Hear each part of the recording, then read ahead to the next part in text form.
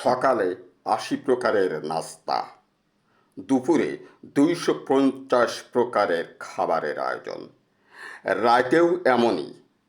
এভাবে ২৫০০ প্রকারের দামি খাবারের আয়োজন চলছে। ছেলের বিয়ে হবে আগামী জুলাই মাসে। আয়োজন চলছে গত মাস থেকে। শুধু খাদ্য নয়, বিনোদনেও এমন তেলেস্মাতি কারবার। ১,০০০ কোটি রুপি টাকার বাজেট কিংবা তারও বেশি। উপলক্ষ ছেলের বিয়ে। কোন দেশে এই বড়লোক? ভারতে। যে ভারতে এখনো কোটি মানুষের দুবেলা দানা পেটে পড়ে না। মাথার উপর চালা নেই, পরনে ভালো কাপড় নেই, মলত্যাগের স্বাস্থ্যসম্মত ব্যবস্থা নেই।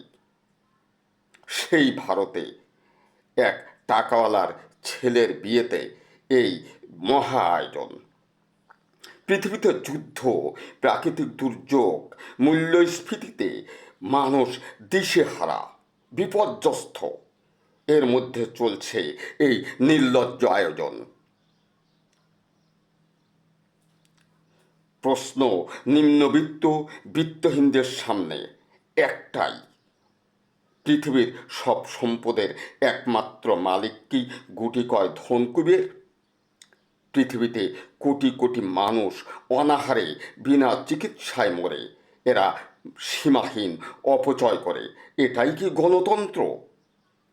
কে এদের থামাবে? ধনকুবেরদের বিবেক না থাক, লজ্জা থাকা উচিত। ধন্যবাদ সকলকে। আবার